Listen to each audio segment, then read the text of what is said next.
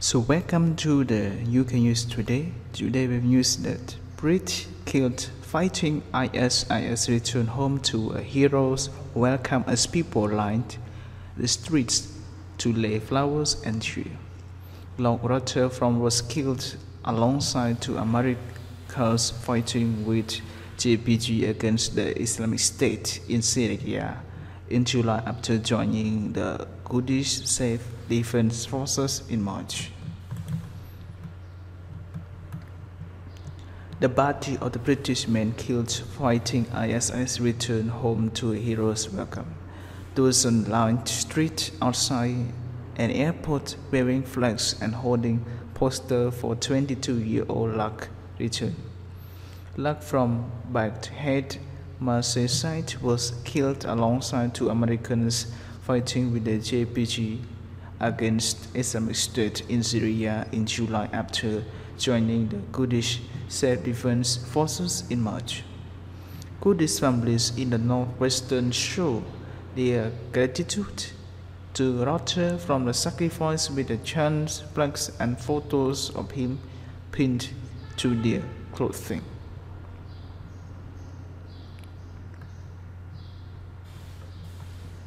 Luke's body was dragged past Paradise outside the Manchester airport in black funeral service when which slow to allow supporters to lay on the bonnet and roof of the vehicle.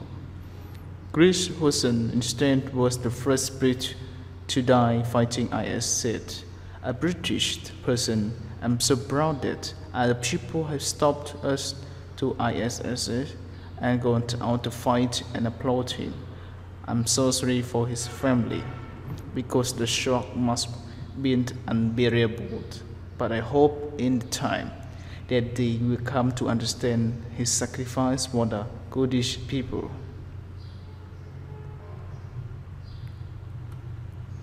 Luke died fighting with the Kurdish People's Protection Unit last Wednesday in a bush in a suburb of the IS stronghold in Ugra, according to his Kurdish commanders. His death was announced in a statement that described him as a martyr who participated actively in the collective life, which is promoted with the YPG.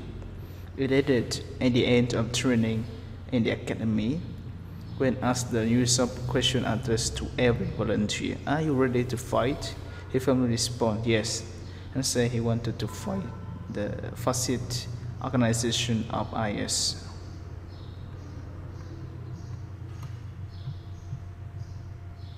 In December, another British aerial Lock 20 turned a gun on himself to avoid being captured by IS. Former chief of Mr. Locke, who had no previous military experience, joined the Kurdish military after telling his family he was going backpacking to Turkey August last year.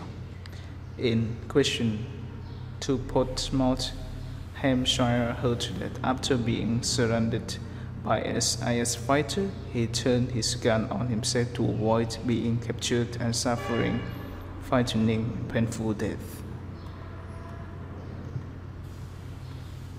In this month before he died, Mr. Locke had kept in touch with his family, Facebook manager sending them pictures and update his military training. But after losing contact with him last December, Mr. Locke's father, John Peter, found image online his son with IS fighters standing over his body, and his death was later confirmed. His joint previous said, "Ryan was a very caring and loving boy who would do anything to help anyone. He had a heart of God." Thanks you very much for listening to the UK News Today. I hope you enjoyed this news. Please subscribe our channel to get more news. Thank you.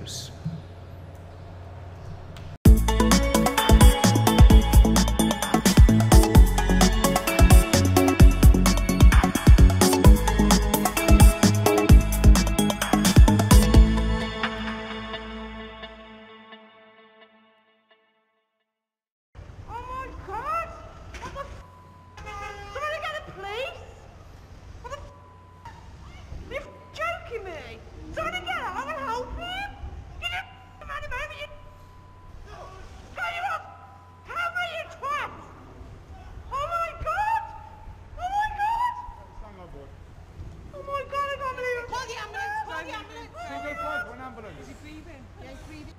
So welcome to the UK News Today. Today we have news. Horrifying GoPro footage show a moment distant hit by Merseyside as a man arrested on suspicion murder. The 35-year-old victim is said to have left waiting for light up to shocking scenes in Merseyside, Birkenhead just before 4:30 p.m. on July 11. A man has been arrested on a suspicion of attempted murder after horrifying GoPro footage showed a restraint hit by Merseyside and a busy junction. The 35-year-old victim is said to have been left fighting for life after the shocking scenes in Merseyside, Birkenhead just before 4:30 p.m. on July 11. A 43-year-old man long-handed himself in the police around 6 hours later and has been arrested on suspicion of attempting murder before being bailed, the Birkenhead Mail reports. Footage of the incident has now emerged, filmed by Zoo Michelini as she wrote home from work. The 23-year-old student at Brooks University said, "It happened so quickly, it was shocking. In the footage, the victim can be seen crumble underneath the wheels of the car as soon runs to his aid, along another member of the public. She is heard screaming, 'Oh, what are you doing? Oh God, somebody get the police.' Another woman is kneeling on the wet street, checking the man's pulse, 7 possibly clustered around him. Sue said, "Luckily, there was a nurse 2 cars behind who got him into the recovery position. We waited with him until the ambulance arrived. The ambulance and police came with 5 minutes, and then an air ambulance arrived just minutes later. Airlifted him to the Queen Elizabeth Hospital. I've heard he's got no family. He was on life support for a couple of days. The severely brain damage and has broken legs and ribs." A spokesperson for West Midlands Police said that a 43-year-old man headed himself into a Sanford police station at 10 p.m. that night, where he was arrested on suspicion of attempted murder. He has been released on bail. Constable Stanford Tomlinson from the Complex Crime Investigation Team at Stafford Police Station said, "This happened at a busy traffic junction. Approaching rush hour, we know there were a lot of potential witnesses nearby, both monitors and disciplines, and we need them to get in touch." The man has undergone syringe in hospital for a very serious head injury. He is in critical condition. Maybe people are not realizing the extent of the man's injuries, or assume it was an accident, and that the driver would have stopped at the scene. "I need witnesses to contact me as they could crucial information.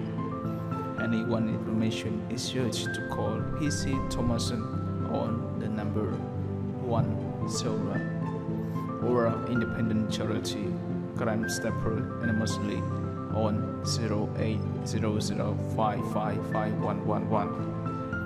Thanks you very much for listening to the news today. I hope you will enjoy this news.